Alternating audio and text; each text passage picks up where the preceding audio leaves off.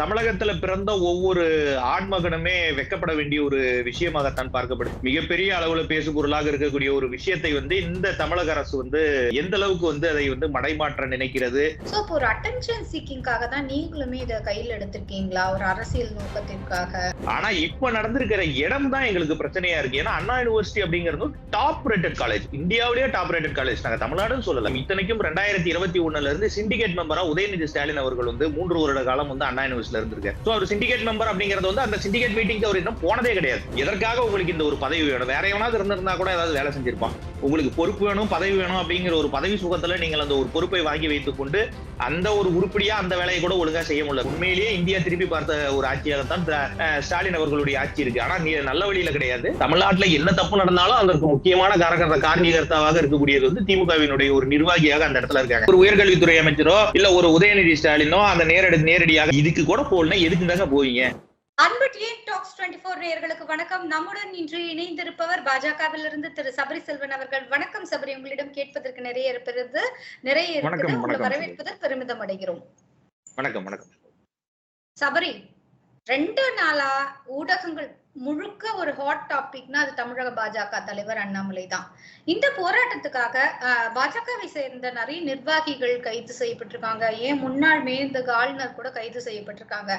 அப்படி இருக்கும்போது one man steel த ஷோங்கிறத ஒரு அடிப்படையா வைத்து அண்ணாமலை இதை முன்னிறுத்துகிறாரோ? இதுல இந்த கைது அப்படின்னு சொல்லும் போதே சிவாஜி, எங்களுக்கு எல்லாம் உண்மையிலேயே காவல்துறை மேல இருக்கக்கூடிய மரியாதை உண்மையிலேயே ரொம்ப தேய்கிறது. நாளுக்கு நாள் தேய்து கொண்டே வருகிறது. காவல்துறை சொல்லியும் தப்பு இல்லைங்க. தலைவர் சொன்ன மாதிரி காவல்துறையில என்னைக்கு அரசியலை அவர்கள் மிக்ஸ் பண்ணாங்களோ அன்னையில இருந்தே இந்த ஒரு விஷயங்கள் கண்டினியூஸா நடந்துட்டு இருக்கு. நாங்க எங்க கட்சியை சேர்ந்தவர்கள் எங்க வீட்டுக்கு ரோடு போட்டு கொடுங்க, எங்க வீட்டுக்கு கரண்ட் கனெக்ஷன் போட்டு கொடுங்க அப்படிங்கிறதுக்காக எல்லாம் இங்க யாரும் போராடல.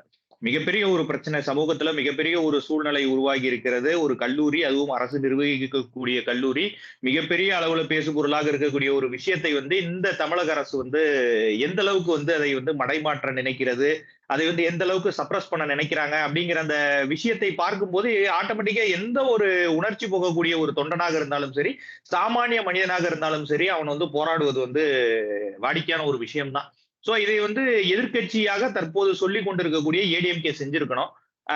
ஆனா தமிழகத்துல கடந்த 5 ஆண்டுகளாக எதிர்க்கட்சியாக செயல்படுவது பாஜக தான். சோ எங்களுடைய மாநில தலைவருடைய அந்த டேட்டா பாயிண்ட்ஸ் அதெல்லாம் கண்டிப்பா கிடையாது.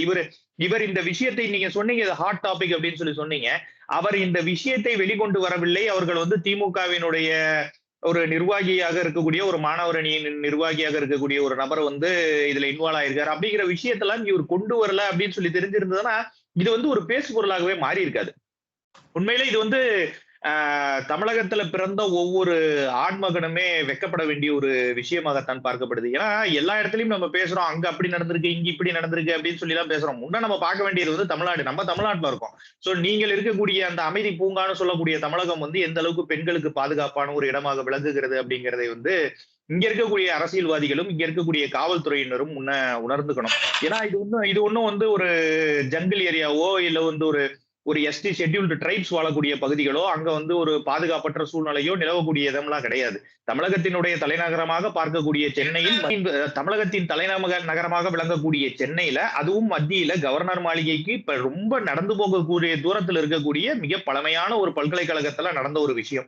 இதுக்கு கூட ஒரு மனுஷன் போராடல அப்படின்னா வேற எதுக்குத்தான் இந்த தமிழக மக்கள் போராடுவார்கள் அப்படிங்கிற ஒரு எண்ணத்துலதான் நாங்க போராட்டம்னு இந்த 3 வருட காலங்களாக எங்களுக்கும் தெரியும். மண்டல் லெவல்ல போராட்டம் பண்ணிட்டோம், மாவட்ட லெவல்ல போராட்டம் பண்ணிட்டோம், மாநில லெவல்ல போராட்டம் பண்ணிட்டோம், விதவிதமான போராட்டங்கள்லாம் பண்ணி பார்த்தாச்சு. இதெல்லாம் எடுபடுற மாதிரியே தெரியல. தமிழகத்துல இப்ப இருக்கக்கூடிய இந்த மெயின் ஸ்ட்ரீம் மீடியாஸ் எல்லாமே அதை மூடி மறைக்கிறார்கள். நாங்க இந்த ஒரு விஷயத்தை முதல் நாள் நாங்க சொல்றோம், இந்த மாதிரி அண்ணா பல்கலைக்கழகத்துல இவ்வளவு பெரிய பிரச்சனை நடக்குது அப்படின்னு நாங்க சொல்லும் போது அந்த மெயின் ஸ்ட்ரீம் மீடியாஸ்ல எதுலயுமே ஒரு டிபேட்ஸோ அதை பற்றி ஒரு செய்திகளோ கிடையவே கிடையாது. ஏன்னா அவர்களுக்கு திமுகவை பற்றி ஒரு அச்சம். நம்ம இந்த செய்தியை பத்தி போட்டோம்னா நம்மள டிபிஆர் லிஸ்ட்ல இருந்து தூக்கிடுவாங்க, நம்ம சேனல் கீழே போயிடும், டிஆர்பி நமக்கு கிடைக்காது, விளம்பரங்கள் கிடைக்காம போயிடும்.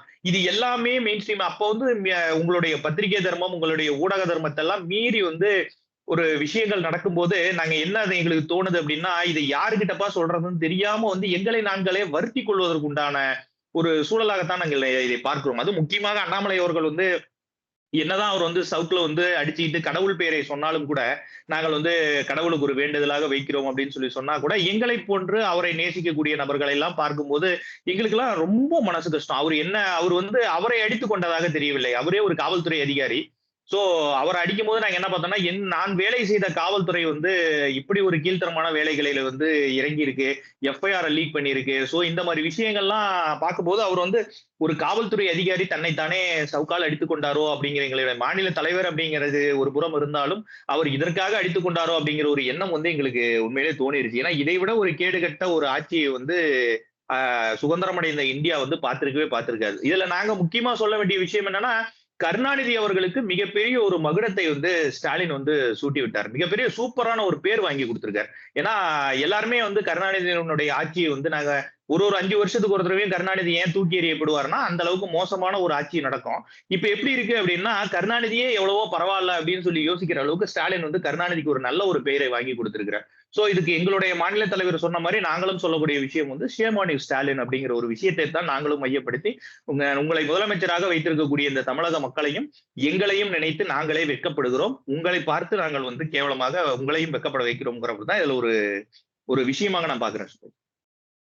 ஒரு பாஜக நிர்வாகியாக உங்க மனசுல இருக்கிறது எல்லாமே கொட்டிட்டீங்க. நீங்க வந்து ஒரு இடத்துல சொல்றீங்க, இத மெயின் ஸ்ட்ரீம் மீடியாஸ் வந்து அட்டெண்ட் பண்ணல. இத வந்து இது காது கொடுத்து கேட்கலன்னு சொல்லிட்டு. சோ இப்போ ஒரு அட்டென்ஷன் சீக்கிங்காக தான் நீங்களுமே இத கையில எடுத்திருக்கீங்களா? ஒரு அரசியல் நோக்கத்திற்காக? இது விஷயம் வந்து இது வந்து கன்டினியூஸா நடந்துட்டு இருக்க ஒரு விஷயம். ஏன்னா, நேற்று மாநில தலைவர் அவர்களுடைய பத்திரிகையாளர் சந்திப்புல அவர் தெளிவா லிஸ்ட் போட்டு சொல்லியிருந்தாரு. தேதி வாரியாக சொல்லியிருந்தாரு. எந்த இடத்துல என்ன ரேப் நடந்திருக்கு. ஒரு பெண் காவல் ஒரு ஒரு ஒரு கான்ஸ்டபிளுக்கு வந்து நடந்த ஒரு அநீதி, அங்க பாலியல் துன்புறுத்தல், ஒரு கேங் ரேப்ஸ் இதெல்லாம் தமிழகத்துல வந்து வாடிக்கையாக நடக்கக்கூடிய ஒரு விஷயமாக மாறிடுச்சு. இந்த விஷயங்கள் வந்து நிரபயாவோட கேஸ் நமக்கு நன்றாக தெரிந்திருக்கும். 2011, 12 காலகட்டங்கள்ல மிகப்பெரிய இந்தியாவினுடைய வரலாறையே திருப்பி போட்ட ஒரு ஒரு வழக்கு. சொல்லப்போனா காங்கிரசினுடைய தோல்விக்கு வந்து எந்த அளவுக்கு 2G ஸ்பெக்ட்ரம் வந்து ஒர்க் ஆச்சோ, அதுக்கு ஈக்குவலான ஒரு இம்பார்ட்டன்ஸ் நடந்தது வந்து நிரபயாவினுடைய அந்த கேங் ரேப் பிரச்சனை. சோ அப்பவே மத்திய அரசு திருப்பி நாங்க ஆட்சிக்கு வந்ததுக்கு அப்புறமே நிரபியா ஃபண்ட்ஸ் அப்படிங்கிற ஒரு விஷயத்தை வந்து நாங்கள் கொண்டு வந்திருந்தோம். சோ இது போல விஷயங்களை வந்து இந்தியாவில் எங்குமே நடக்கக்கூடாது. பெண்களுக்கு வந்து எந்த ஒரு அநீதியோ இல்ல பாலியல் துன்புறுத்தல்களோ நடக்கக்கூடாது அப்படிங்கிறது. இது வந்து நம்ம வீட்ல வச்சு நீங்க பார்க்க முடியாது. ஒரு ஒரு வீட்டிலயும் நடக்கக்கூடிய பிரச்சனைகளோ, இல்ல தெருவுல எங்கேயாவது ஒரு இடத்துல நடக்கக்கூடிய பிரச்சனைகளையோ பற்றி நாங்கள் கேள்வி கேட்கல. அது சரி சாமானியமா ஒரு இடத்துல நடக்குது. எல்லாரும் தவறு செய்கிறார்கள். அதற்கு வந்து தண்டனையை வந்து ஒரு மாநில அரசு வந்து விசாரித்து பெற்றுத் தருகிறது அப்படிங்கிறதெல்லாம் 2ஆம் பட்சம். ஆனா இப்ப நடந்திருக்கிற இடம் தான் எங்களுக்கு பிரச்சனையா இருக்கு. ஏன்னா அண்ணா யூனிவர்சிட்டி அப்படிங்கிறது டாப் ரேட்டட் காலேஜ். இந்தியாவிலேயே டாப் ரேட்டட் காலேஜ். நாங்க தமிழ்நாடுன்னு சொல்லல. இந்தியாவிலே டாப் ரேட்டட் காலேஜ். சோ அங்க வந்து மகளிர் படிக்கிறாங்க.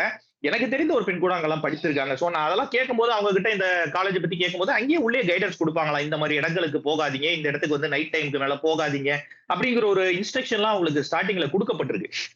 ஆனா இது எல்லாமே வந்து CCTV area, protected area. CCTV எங்கெங்கெல்லாம் ப்ரொடெக்டட் இருக்கு, அது ஃபுல்லாவே காலேஜ் ஃபுல்லாவே ப்ரொடெக்ஷன் உள்ள ஒரு பகுதி, வெளிப்பகுதியில இருந்து. சோ இந்த மாதிரி சிசிடிவி வந்து வேலை செய்யல, எங்களுக்கு ஒயர் வந்து வேலை செய்யல அப்படின்னு சொல்றதெல்லாம் வந்து உண்மையிலேயே வந்து வெட்கப்பட வேண்டிய ஒரு விஷயம். கேவலமான ஒரு விஷயம். இத்தனைக்கும் 2021ல இருந்து சிண்டிகேட் மெம்பரா உதயநிதி ஸ்டாலின் அவர்கள் வந்து 3 வருட காலம் வந்து அண்ணா யூனிவர்சிட்டியில இருந்திருக்காரு. சோ அவர் சிண்டிகேட் மெம்பர் அப்படிங்கிறது வந்து அந்த சிண்டிகேட் மீட்டிங்க்கு அவர் இன்னும் போனதே கிடையாது. எதற்காக உங்களுக்கு இந்த ஒரு பதவி வேணும்? வேற எவனாவது இருந்திருந்தா கூட ஏதாவது வேலை செஞ்சிருப்பான். உங்களுக்கு பொறுப்பு வேணும், பதவி வேணும் அப்படிங்கிற ஒரு பதவி சுகத்துல நீங்கள் அந்த ஒரு பொறுப்பை வாங்கி வைத்துக் கொண்டு அந்த ஒரு உருப்படியா அந்த வேலையை கூட ஒழுங்கா செய்ய முடியல. விளையாட்டு பிள்ளை அப்படிங்கிறது விளையாட்டுத்துறை அமைச்சருக்கு மட்டும்தான் அவர் தகுதியானவரே தவிர வேற எதுக்குமே இந்த மாதிரி விஷயங்களுக்கு எல்லாம் தகுதி இல்லை. சிண்டிகேட் மெம்பராக இருந்து கூட இந்த மாதிரி ஒரு விஷயங்கள் நம்ம இங்க நடக்குது அப்படிங்கும் போதெல்லாம் ரொம்ப ஒரு இது கேவலமான விஷயம் சுபாஜி. இதை வந்து பிஜேபி வந்து அட்டென்ஷன் சீக் பண்றதுக்கு இங்க ஒரு விஷயமே கிடையாது. ஏன்னா இது அவ்வளவு பெரிய முக்கியமான விஷயம். யாருமே இதை வந்து கடந்து செல்ல முடியாது. திமுகவின் ஆட்சியில நடந்திருக்கும் போது கூட அங்க இருக்க அமைச்சர்கள் சொல்றாங்க இது வந்து துரதிருஷ்டவசமான ஒரு விஷயம் அப்படிங்கிற ஒரு விஷயத்தை வந்து அவர்கள் முன்னிறுத்துகிறாங்க. அப்ப வந்து அது தப்பு அப்படிங்கிற ஒரு விஷயத்தை ஒற்றுக்கொள்ளும் போது நாங்கள் வந்து அதை முன்னிறுத்தி கேட்கிறோம். எங்களுக்கு அப்புறம் வந்து ஏடிஎம்கே வராங்க. சோ இது வந்து நாங்க முன்னாடி கொண்டு போகல அப்படின்னா இந்த விஷயம் மூடி மறைத்திருப்பார்கள். இப்பவே கூட எதற்காக என்னை பொறுத்தவரை நாங்க என்ன சொல்லுவோம் அப்படின்னா எஃப்ஐஆர் கசி விட்டது வந்து காவல்துறை கசி விட்டுருக்காங்க. சோ அவர்களுக்கு வந்து எங்க இருந்து இன்ஸ்ட்ரக்ஷன் வந்ததெல்லாம் தெரியல. இந்த மாதிரி எஃப்ஐஆர் வெளியே வந்துச்சு அப்படின்னா இதுக்கு மேல எந்த பொண்ணும் வந்து கம்ப்ளைண்ட் கொடுக்கறதுக்கு வராது, நமக்கு வந்து சேஃபா இருக்கும், யாரும் இனிமேட்டு கம்ப்ளைண்ட் கொடுக்கறதுக்கு வரக்கூடாது. இந்த மாதிரி ஒரு விஷயங்கள் கூட நடந்திருப்பதற்கு வாய்ப்புகள் உண்டு. இதெல்லாம் நாங்கள் சந்தேகப்படக்கூடிய ஒரு விஷயங்கள். இந்த மாதிரி எஃப்ஐஆர் வெளியே வருது, அவங்க அப்பா பேர் போட்டு ஒரு போன் நம்பர் போட்டு அந்த பொண்ணோட பேரு அட்ரஸோட வெளியே வருது அப்படின்னா, நாளைக்கு எந்த பொண்ணுங்க கம்ப்ளைண்ட் கொடுக்கறதுக்கு போலீஸ் ஸ்டேஷன் வருவாங்க? நம்ம போனோம்னா நம்மளுடைய மான மரியாதை, ஒரு தைரியமாக வரக்கூடிய ஒரு பெண்ணினுடைய தகவலை கூட உங்களால் சேமிப்பதற்கு துப்பற்ற ஒரு காவல்துறையை வைத்துக்கொண்டு, அதனுடைய காவல்துறையினுடைய மந்திரியாக இருந்து கொண்டு, இந்த ஸ்டாலின் அவர்கள் வந்து 3 வருட காலம் நல்லாட்சி, திராவிட மாடல் ஆட்சி, இந்தியாவை திரும்பி பார்க்கக்கூடிய ஆட்சி, உண்மையிலேயே இந்தியா திரும்பி பார்த்த ஒரு ஆட்சியாகத்தான் ஸ்டாலின் அவர்களுடைய ஆட்சி இருக்கு. ஆனா நல்ல வழியில கிடையாது. இந்த மாதிரி விஷயங்களை எல்லாம் செய்து கொண்டு இந்தியாவே திரும்பி ஏன்னா எந்த ஒரு கட்சியிலையுமே வந்து கட்சியினுடைய நிர்வாகிகளே தமிழ்நாட்டுல என்ன தப்பு நடந்தாலும் அதற்கு முக்கியமான காரணிகர்த்தாவாக இருக்கக்கூடியது வந்து திமுகவினுடைய ஒரு நிர்வாகியாக அந்த இடத்துல இருக்காங்க. நீங்க போதைப் பொருள் எடுத்துக்கங்க, திமுகவினுடைய நிர்வாகிகள். கள்ளச்சாராயம் எடுத்துக்கங்க, திமுகவினுடைய நிர்வாகிகள்.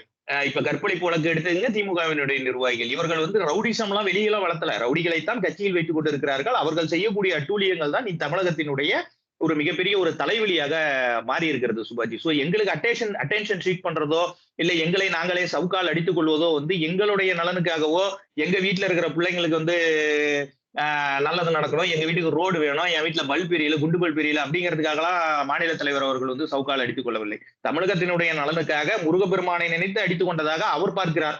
எங்களை பொறுத்தவரை அவர் வந்து காவல்துறை அதிகாரியாக நீங்கள் செய்திருக்கக்கூடிய அந்த காவல்துறை செய்திருக்கக்கூடிய கேவலமான விஷயத்துக்கு நானும் இந்த காவல்துறையில் தான் இருந்தேன்னு அப்படின்னு சொல்லி அவரை சவுக்கால் அடித்ததாகத்தான் என்னை போன்ற ஒரு தொண்டர்கள் வந்து அதை பார்க்கிறோம் சுபாஷ். சவுக்கால் அடிக்கிறதுங்கிறது ரொம்ப ஒரு, அதாவது இன்று வந்து நீங்க வந்து ஒரு பக்கம் வந்து முருகப்பெருமானுக்குன்னு சொன்னாலும், ஒரு பக்கம் தன்னை வருத்தி கொண்டு அது வந்து ஒரு கெட்ட உதாரணம் ஆயிடாதா? அவரை சின்ன குழந்தையில இருந்து பெரியவங்க வரைக்கும் பாக்குறாங்க. ரெண்டாவது வந்து அது என்ன சார், பிரஸ் மீட்ல வந்து ஒரு வார்த்தை, என்ன ஆட்சி இது, ஒரு தேசிய கட்சியின் மாநில தலைவர், அவருக்கு 1000 சீற்றங்கள் இருக்கலாம், அது அறச்சீற்றமாக இருக்கலாம், இல்லைன்னா வேற எந்த மாதிரியான ஒரு கோபத்தின் வெளிப்பாடாக வேண்டுமானாலும் இருக்கலாம், ரௌத்ரமாக இருக்கலாம். ஆனா வந்து இன்னும் கொஞ்சம் கூட நிதானமாக. இல்ல சுபாஜி, நீங்க சொல்றது வந்து அந்த மயிர் அப்படிங்கிற வார்த்தையை வந்து மாநில தலைவர் பயன்படுத்தியதற்காக நீங்க சொல்கிறீர்கள். அது ஒன்றும் தவறான வார்த்தை கிடையாது. நீங்க மத்தபடி இந்த திமுகவினுடைய சொம்புகள் கேட்கிற மாதிரி மயிருங்கிற வார்த்தையை நீங்க பயன்படுத்தலாமா, அப்ப நாங்களும் திட்டுவோம் அப்படிங்கறதெல்லாம். மயிருங்கிறது வந்து சங்க இலக்கியத்துல இருக்கக்கூடிய ஒரு வார்த்தை. மயிர் நீக்க பின்வாளா கவரிமான்னு சொல்லி வள்ளுவரே எழுதியிருக்காரு. சோ மயிருங்கிறது வந்து சங்க இலக்கியத்துல இருக்கக்கூடிய ஒரு சுத்தமான தமிழ் சொல் தான். சோ அதை வந்து பயன்படுத்தி நம்ம ஆளுங்க வந்து அது ஒரு கெட்ட வார்த்தை. அதாவது நீங்க சுத்தமான தமிழ் சொல் அதெல்லாம் கரெக்ட் இருந்தா கூட அதை இன்னைக்கு நம்ம சுத்தமான தமிழ் சொல்லாக பயன்படுத்தல. இல்ல பேச்சு மொழியில, வழக்கு மொழியில நம்ம எதுக்கு அந்த வார்த்தையை பயன்படுத்துறோம் இருக்குல்ல? வழக்கு மொழியில பயன்படுத்துறது திமுக காரர்கள் பயன்படுத்துவதெல்லாம் வேற மாதிரியான வார்த்தைகள். இந்த வார்த்தைகள் எல்லாம் அவர்கள் பயன்படுத்தவே மாட்டாங்க. இதெல்லாம் ரொம்ப டீசென்டான வார்த்தை. ஒரு மாநில தலைவராக தன்னுடைய அரசியத்தை அவர் காட்டும் போது வேற என்ன சொல்லிதாங்க இவங்களை திட்டுறது? நாங்க பொதுவெளியில அவர் ஏற்கனவே சொல்லிட்டாரு, நான் பேசக்கூடிய வார்த்தைகள் வந்து பிரதமர் நரேந்திர மோடி அவர்களை பிரதிபலிக்கும் அப்படிங்கறதுனாலதான் நான் இந்த அளவுக்கு பொறுமையா பேசுறேன். ஏன்னா எங்களை போன்ற சாமானிய தொண்டர்கள்லாம் இங்க வீட்டுல வந்து நாங்கெல்லாம் பேசக்கூடிய விஷயங்கள்லாம் ரொம்ப இதா இருக்குது. இப்ப இவரை வந்து பயன்படுத்தி இந்த வார்த்தைகள்லாம் நாங்க என்ன சொல்லுவோம் அப்படின்னா, இதெல்லாம் அவர் கம்மியான கோபத்தை வந்து அவர் காட்டி விட்டாரோ அப்படின்னு சொல்லிதான் நாங்களே நினைக்கிறோம். சோ இந்த வார்த்தையை அவர் பயன்படுத்தியதற்காகவோ அது வந்து ஒரு மிகப்பெரிய ஒரு பிரச்சனை. இப்ப இதுல என்ன விஷயம் தெரியுமா, என்ன பிரச்சனை நடந்திருக்குதோ அந்த பிரச்சனையெல்லாம் விட்டுட்டு அந்த பிரச்சனையில என்னென்னலாம் விஷயம் இருக்குது. அண்ணாமலை சொன்னதுல பாரு, இது தப்பு அது தப்பு. அங்க ஒரு பெண்ணை வந்து பாலியல் வன்கொடுமை பண்ணிட்டு ஹாஸ்பிட்டல் போய் உட்காந்துருக்கான், அவனுக்கு மாவு கட்டு போட்டு விட்டு இருக்கிறீங்க. நீங்க மாநில தலைவர் சொன்ன மாதிரி ஓட விட்டு சுடுங்க. என்ன தப்புங்கிற நான் என்ன கேட்கிறேன், என்ன தப்பு? இவனால என்ன ஒரு நாட்டுக்கு வந்து நல்லதை நடந்து விட போகிறது? ஏற்கனவே பல விஷயங்கள்ல இதே மாதிரி பிரச்சனைகள்ல வந்து மாட்டி முடிச்சிருக்கிறான். அவனை பல முறை வெளியே விட்டுட்டீங்க. இப்ப மிகப்பெரிய தலைவலியாக திமுகவுக்கே மிகப்பெரிய ஒரு தலைவலியாக வந்து நிற்கிறான். சோ இவனால ஓட விட்டு சுடுறதுல என்ன தப்பு? என்ன விசாரணை கமிஷன் வரப்போகுது? இது வரைக்கும் நீங்க இதுக்கு முன்னாடி என்கவுண்டர் பண்ணதே கிடையாதா? என்கவுண்டர் பார்த்ததே கிடையாதா? இதுல என்னன்னா எங்களுக்கு கேட்கக்கூடிய இன்னொரு விஷயங்கள்லாம் என்னன்னா, பிரச்சனையில் ஈடுபட்டது வந்து 2 நபர்கள்னு சொல்லப்படுது. அவன் வந்து போன்ல வந்து சார்னு சொல்லி பேசுறான். இந்த சாருங்கிறது யாரு? இந்த நிமிஷம் வரைக்கும் எங்களுக்கு அதுக்கு உண்டான விடை வந்து காவல்துறை வந்து சொல்லவே இல்லை. சொல்லக்கூடிய தகவல்கள் எல்லாமே முன்னுக்கு பிறனான ஒரு தகவல்கள் தான். உயர்கல்வித்துறை அமைச்சர் ஒரு தகவல் கொடுக்குறாரு, இந்த பெண் வந்து நேரடியா காவல் நிலையத்துல போய் புகார் கொடுத்ததுன்னு. அதே நேரத்துல சென்னையினுடைய சிட்டி கமிஷனர் வந்து ஒரு தகவல் கொடுக்குறாரு, முன்ன இங்க இருக்கக்கூடிய காலேஜ்ல இருக்கக்கூடிய அந்த ஒழுங்கு கமிட்டியை போய் பார்த்து அவங்க மூலியமா. இதுல எது உண்மை? ஒரு அமைச்சருக்கும் ஒரு ஆணையருக்கும் உண்டான ஒரு தொடர்பே இந்த அளவுக்கு இருக்கும்போது, சோ இதுல வந்து காவல்துறையில வந்து முழுக்க வந்து ஒரு பாலிடிக்ஸ் மிக்ஸ் ஆயிருக்கு அப்படிங்கறத வந்து நம்ம இதுல புரிஞ்சுக்க முடியுது சுபாஜி. இந்த சவுக்கடிக்கிற விஷயத்தை நீங்க கேட்டீங்க, இந்த சவுக்குல அடிச்சுக்கிறாங்களே, இது வந்து முன்னுதாரணமாக மாறிவிடாதா அப்படிங்கிறது. இது வந்து நம்மளுடைய ஒரு வழக்கத்துல இருக்கக்கூடிய விஷயம் தான். நீங்க எங்களை வந்து ஒரு முன்னோடியாக்கலாம் நினைக்க வேண்டாம். அண்ணாமலை அவர்கள் வந்து முதல் முறையாக தமிழகத்துல வந்து சவுக்கு அடிச்சுக்கிட்டாரு, இந்தியாவிலேயே அப்படித்தான் ஃபர்ஸ்ட் அடிச்சுக்கிட்டாரு அப்படின்லாம் நினைக்க வேணாம். 57வது நாள் பாரத் ஜோடோ யாத்திரையில ராகுல் காந்தி அடிச்சுக்கிட்டாரு. ஆந்திரால ஒரு பகுதியில் அடிச்சுக்கிட்டாரு. அவர் சட்டை போட்டுட்டு அடிச்சுக்கிட்டாரு. ஏன்னா வலிக்க கூடாது அவருக்கு. எங்களுடைய மாநில தலைவர் எது செய்தாலும் அது வந்து ஒரு அர்த்தத்துடனுடையும் முழு ஈடுபாட்டுடனுடையும் செய்யக்கூடிய நபர். சோ அவரை வந்து அதை வந்து முழுமையாக செய்து கொண்டார். சோ ராகுல் காந்தி செய்யற இன்னைக்கு ஃபயர் விட்ட பசங்க தான் இன்னைக்கு கேள்வி கேட்கிறவங்க எல்லாமே. சவுக்கால் அடித்துக் கொண்டார், சிரித்து இது பண்ணார். இன்னைக்கு திரு செல்வ பெருந்தகை வந்து செருப்பு போடுறதை பற்றி அவர் பேசுறாரு. அவர் செருப்பு போடுவதை பற்றி செல்வ பெருந்தகை பேசுகிறார் என்றால் காந்தியார் அவர்களை வந்து நேரடியாக அவர் அவமானப்படுத்துவதற்கு சமம். அவருக்கு வந்து யாராவது செருப்பு போடாம நடங்க, உடம்புக்கு நல்லதுன்னு சொல்றாருன்னு செல்வ பெருந்தகை பேசுறாரு. அவர் யார சொல்றாரு? அண்ணாமலையை சொல்கிறாரா இல்ல இந்த தேசத்தின் பிதா காந்தியடிகளை அவர்கள் சொல்லுகிறாரா? சோ இதெல்லாம் நான் இந்த மாதிரி ஒரு இந்த ஃபயர் ராகுல் காந்தியை ஃபயர் விட்ட பசங்க எல்லாம் இங்க வந்து கேள்வி கேட்பதற்கு வந்து உண்மையிலேயே தகுதியற்ற ஒரு நபர்கள் சுபாஜி. அவர் வந்து இந்த தமிழகத்தினுடைய மாற்றத்திற்காக அவர் வந்து இந்த ஒரு செயல் ஈடுபட்டு இருக்காரு. ஆமா, அப்பதான் ஒரு அட்டென்ஷன் கிடைக்கும் மக்களிடம். வந்து இந்த பிரச்சனையை எப்படிதான் கொண்டு செல்வது? நீங்க மெயின் ஸ்ட்ரீம் மீடியாலாம் காட்ட மாட்டீங்க, யூடியூப்ஸ்ல எந்த அளவுக்கு. சபரி, ஒரே ஒரு நிமிஷம், எனக்கு இந்த இடத்துல ஒரு டவுட் வருது. அண்ணாமலை அவர்கள் வந்து 3 மாதமா லண்டன் படிப்புக்கு சென்று இருந்தார்ல, அந்த இடத்துல ஒரு கேப் இருக்கு இல்ல, அதை ஒரு ஃபில் பண்ணணும். அடுத்து விஜயோட அரசியல் என்ட்ரி வந்து ரொம்ப பிரம்மாண்டமா பார்க்கப்படுது. அவர் வெதர் அவர் வாக்கு அரசியலை நிரூபிச்சிட்டாரா நிரூபிக்கலையாங்கிறது அடுத்த விஷயம். ஆனா அவருக்கான ஒரு கூட்டம் இங்க இருக்கு, அது வந்து உண்மைதானே. சோ அதை வந்து இவர் தகர்க்க வேண்டிய கட்டாயத்துல இருக்காரு. அதை தாண்டி இந்த கூட்டணி கணக்குகள் சரிவர நடக்கணும், அந்த மேஜிக் நடக்கணும் 2026லன்னா அப்போ அவர் வந்து வெளியில வந்துதானே ஆகணும். அப்படி கூட இதை எடுத்துக்கலாம்ல எல்லாரோட கணக்கு. ஒருவேளை நீங்க சொல்லக்கூடிய கணக்கு நடத்துற மாதிரி இருந்ததுன்னா அவர் இப்ப தமிழகத்துக்கு வந்து மீண்டும் 1 மாத காலம் ஆகிறது. சோ வந்ததுல இருந்து தமிழகத்துல பிரச்சனை இல்ல, அமைதி பூங்காவாக திகழ்கிறது அப்படிங்கறதெல்லாம் நீங்க சொல்ல முடியாது. தினம் தினம் தமிழகத்துல பிரச்சனைகள் நடந்து கொண்டுதான் இருக்கிறது. தினம் தினம் அதற்கு உண்டான ஒரு சட்டம் ஒழுங்கு சீர்கேடு நடந்துட்டு தான் இருக்கு. வந்த 2வது நாளே அவர் இந்த போராட்டத்தை கையில எடுத்திருப்பார். சோ இது வந்து ஒரு பெண்ணுக்கு இழைக்கப்பட்டிருக்கிற ஒரு அநீதி. ஒரு மாநில தலைவராக என்னால வந்து என்ன செய்ய முடியுது? நாங்க நேஷனல் கமிஷன் ஃபார் உமனுக்கு வந்து லெட்டர் எழுதுறோம், அவர்கள் இங்க வந்து கேள்வி கேட்டா பதில் சொல்றதில்ல. இங்க தமிழகத்துல இருக்கக்கூடிய மகளிர் ஆணையம் இவங்க என்னதான் பண்றாங்க? இப்படி ஒரு அமைப்பு இருக்கா அப்படிங்கறது வந்து எங்களுக்கு வந்து உண்மையிலேயே சந்தேகமா இருக்கிறது.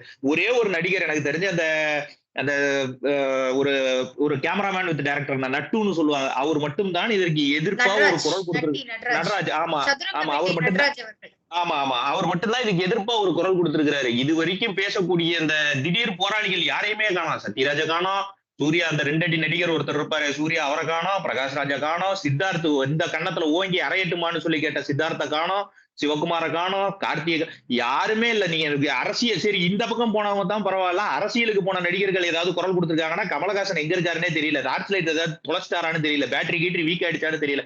இதற்கு கூட நீங்கள் குரல் கொடுக்கவில்லை. ஒரு தமிழகத்துல இருக்கக்கூடிய ஒரு கல்லூரி மாணவியினுடைய கற்பு அந்த இடத்துல ஒரு கேள்விக்குறியாக இருக்கும் பொழுது இதற்கு கூட நீங்கள் எதுக்கு தாங்க நீங்க குரல் கொடுக்க போறீங்க? எந்த ஒரு விஷயத்துக்கு தான் நீங்க பேச போறீங்க? வேற எந்த விஷயமே பேசுறதுக்கு ஒண்ணுமே இல்லையே. தமிழகத்துல சட்டம் ஒழுங்கு தினம் தினம் கெட்டுக்கொண்டே இருக்கிறது. ஏன்னா தினம் போய் ஸ்டாலின் அவர்கள் வந்து அருமையாக செய்கிறார், சூப்பரா செய்யறாரு, ஆட்சி வந்து அவ்வளவு அருமையா நடந்துகிட்டு இருக்குது. இதெல்லாம் மக்களுக்கு தெரியவே தெரியாது. மக்கள் கரெக்டான நேரத்துல தூக்கி எறியும் போது தூக்கி எரிஞ்சிருவாங்க. நம்ம பாக்குறோம் திடீர்னு ஸ்டாலினோட புகைப்படத்துல ஒரு அம்மா, வயசான அம்மா வந்து மண்ணள்ளி தூக்கி போடுற அந்த வீடியோஸ் எல்லாம் கூட 2-3 நாளா ரொம்ப வைரலா போயிட்டு இருந்தது. சோ இதெல்லாம் எப்படி அப்படின்னா நீங்கள் வந்து எவ்வளவு நாள் பின்பம் ஆனாலும் கிரியேட் பண்ணிக்கிட்டே இருக்கலாம். பொய் வந்து ரொம்ப நாளைக்கு நீடிக்கவே நீடிக்காது சுபாஜி. நீங்க பில்டப் கொடுத்து திமுக வந்து மிகப்பெரிய ஒரு ஆட்சியில இருக்கிற மாதிரி நீங்க பில்டப் கொடுத்துட்டு மிகப்பெரிய ஒரு சூப்பரான ஒரு ஆட்சி நடந்துகிட்டு இருக்கு அப்படிங்கறதெல்லாம் ஸ்டாலின் அவர்கள் பில்டப் கொடுத்துட்டு இருக்காரு அப்படின்னா எனக்கு தெரிஞ்சு ஸ்டாலின் அவர்கள் வந்து இந்த நிமிஷம் வரைக்கும் அண்ணா யூனிவர்சிட்டி பத்தி ஏதாவது பேசியிருக்காரா அப்படின்னு சொல்லி கூட எனக்கு உண்மையிலேயே தெரியவில்லை சுபாஜி. அவர் உண்மையிலேயே எந்த ஒரு இடத்துலயும் பேசுற மாதிரி தெரியல. இது வந்து ஸ்டாலினுக்கு இந்த கவனம் கொண்டு போனாங்களானே தெரியல. அவர் வந்து ஒரு மன்னர் மாதிரி ஒரு அரியாசனத்துல உட்கார்ந்து கொண்டு மாதம் மும்மாரி மழை பெய்ததா அப்படின்னா ஆமண்ணா மழை பெய்தது அப்படின்னு சொல்லி அந்த ஒரு நிலையில தான் இருக்காரு. அவருக்கு அதெல்லாம் தெரியவே தெரியாது. தெரிந்து கொள்ளக்கூடிய ஒரு சூழ்நிலையும் அவருக்கு இல்லை. அதை புரிந்து கொள்ளக்கூடிய அறிவும் ஸ்டாலின் அவர்களுக்கு இல்லை. சோ இது வந்து ஒரு உயர்கல்வித்துறை அமைச்சரோ இல்ல ஒரு உதயநிதி ஸ்டாலினோ அந்த நேரடியாக அந்த இடத்துக்கு போய் ஒரு இதுக்கு கூட போகலன்னா எதுக்கு தாங்க போவீங்க? நான் கேட்கறேன், எதுக்கு தான் போவீங்க? ஒரு செஸ் ஒலிம்பியாடு நடத்துறதுக்கு, ஒரு கேம் நடத்துறதுக்கு கழுத்துல டேக் மாட்டிட்டு போய் நிக்கிறதுக்கு நேரம் இருக்குது. ரோட்டை மறிச்சு உங்களுக்கு வந்து கார் ஷோ நடத்துறதுக்கு வந்து நேரம் இருக்குது. இதெல்லாம் போய் பார்ப்பதற்கு உங்களுக்கு நேரம் இல்லையா? வேற என்ன வேலை? வேற என்ன கலெக்டர் வேலைன்னு நாங்க கேட்கிறோம். ஒரு வெங்காய வேலையும் இல்லாமல் வரக்கூடியவர்களுக்கு அங்க வரக்கூடியவங்களுக்கு உட்காந்துக்கிட்டு சால்வ போடுறது. நீங்க சால்வ போட்டு புக் வாங்கின லட்சணம் தான் இந்த ஞானசேகரன் விஷயத்துல நாங்க பாத்துட்டோம். கடைசியா கேட்டா அவனை திமுக காரனே இல்லைன்னு சொல்லிவிட்டாங்க. எனக்கு என்னைக்காவது ஒரு நாள் ஸ்டாலின் அவர்களே திமுக உறுப்பினர் இல்லைன்னு சொல்லக்கூடிய சூழ்நிலை எல்லாம் கூட வந்தாலும் அவர் ஏதாவது ஒரு பிரச்சனையில மாட்டினாருன்னா அவர் திமுகலே இல்லைங்க அப்படின்னு சொல்லிட்டு பட்ட பகல்ல மாற்றாங்களே, எல்லா விஷயத்திலையும் மாற்றாங்க. அத்தனை அமைச்சர்கள் கூட போட்டோ எடுத்து வச்சிருக்காரு. ஏதோ ஒரு அமைச்சர் போகும்போது ரோட்ல நின்று ஒரு போட்டோ எடுப்பாங்க, சரி எல்லா அமைச்சர் கூடயும் போட்டோ. மா சுப்பிரமணியன் கூட போட்டோ, உதயநிதி ஸ்டாலின் கூட போட்டோ, எல்லாத்துக்கூடயும் போட்டோ எடுத்திருக்காரு. கட்சி சார்பா பிரியாணி போட்டிருக்காரு. பத்திரிகையில நீங்களே தான் பேர் கொடுத்திருக்கீங்க. இத்தனை இந்த பொறுப்பில் இருக்கிறார், இவர் வந்து இந்த வேலை செய்யறாரு அப்படின்னு சொல்லிட்டு. இதெல்லாம் சொல்லியும் கூட திமுக வந்து இந்த அளவுக்கு ஒரு கேவலமான ஒரு விஷயங்களை வந்து தொடர்ச்சியாக வந்து பொய் பரப்புரைகளை வைத்துக் கொண்டெல்லாம் பொய்யெல்லாம் ரொம்ப நாளைக்கு நிக்காது சுபாஜி. என்னைக்கு இருந்தாலும் பொய் அப்படிங்கிறது வந்து அழியக்கூடிய ஒரு விஷயம் தான். ரொம்ப நாள் வந்து இருளை வந்து வெளிச்சத்தை வந்து மறைக்கலாம் முடியாது. என்னைக்கா இருந்தாலும் ஒரு நாள் இருள் விலகத்தான் செய்யும்.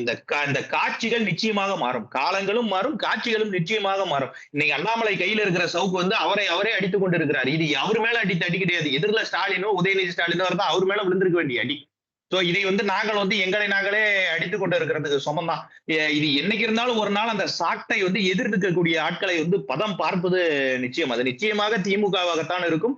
திமுகவினுடைய அழிவு காலம் வந்து அழிவு காலம்னு கூட சொல்லக்கூடாது, பேரழிவு காலம். திருமேட்டு இதை நாங்க ஏற்கனவே சொல்லுவோம். காங்கிரஸ் ஃப்ரீ பாரத் அப்படின்னு சொல்லி ஒரு விஷயத்த சொல்லுவோம். காங்கிரஸ் முக்து பாரத் அப்படின்னு சொல்லி ஒரு விஷயத்த சொல்லுவோம். நாங்க இதுல சொல்றோம், டிஎம்கே முக்து தமிழ்நாடு கண்டிப்பாக தேவை. திராவிட முன்னேற்ற கழகம் இல்லாத ஒரு தமிழகம் வந்து நிச்சயமாக தமிழகத்துல அமைந்தால் மட்டும்தான் இந்த தமிழகத்துக்கு விடிவு காலம் வரும். இவர்களால ஏன் 5 வருஷத்துக்கு மேல ஒரு ஆட்சியை நிரந்தரமாக காப்பாற்றிக் கொள்ள முடியவில்லை அப்படிங்கிறதுக்கு எடுத்துக்காட்டே வந்து அவர்கள் கட்சியினுடைய நிர்வாகிகளே தான். இதுக்கு ஒவ்வொரு திமுக காரனாக இருந்தான் அப்படின்னா அவன் வந்து அந்த அந்த பேசு பொருளாக இதுக்கு வந்து எதிர்த்து பேசலாம் கூடாது. இந்த பெண்ணை பற்றி பேசும்போது அவனுடைய ஒரே வேலை வந்து தலையை குனிந்து கொண்டு மன்னிப்பு கேட்பது மட்டும்தான். அந்த பெண்ணிடமோ இங்க இருக்கக்கூடிய தமிழக சகோதர சகோதரிகளிடமோ மன்னிப்பு கேட்பது மட்டும்தான் ஒவ்வொரு திமுக காரனுடைய ஒரு கடமையாக இருக்கும். அது செஞ்சா மட்டும்தான் என்னைக்கு நீங்க தப்பு ஒத்துக்கிறீங்களோ அன்னைக்கு தாங்க நீங்க ஆட்சியை திருப்பி காப்பாற்ற முடியும். ஒரு முறையும் இவர்கள் செய்யக்கூடிய தப்பை வேற ஒருத்தர் மேல பழிய தூக்கி போடுறதுனால தான் 5 வருஷத்துக்கு ஒரு தடவை மக்கள் இவர்களை துரத்தி வெளியே துரத்தி விடுகிறார்கள். இதேதான் 2026 நிச்சயமாக நடக்க போகிறது சுபாஜி. ரொம்ப நன்றி சபரி. இத்தனை நேரமும் அழகாகவும் தெளிவாகவும் 2026 துரத்த போறாங்க, வீட்டுக்கு ரெடியா இருங்கிற ஒரு கருத்தை சொல்லியிருக்கீங்க. பொறுத்திருந்து பார்ப்போம். காலங்கள் மாறும், காட்சிகள் மாறும் என்ற உங்க கருத்தை நாங்களும் ஆமோதித்து இனி வரும் நாட்களில் சந்திப்போம் சபரி. நன்றி, வணக்கம்.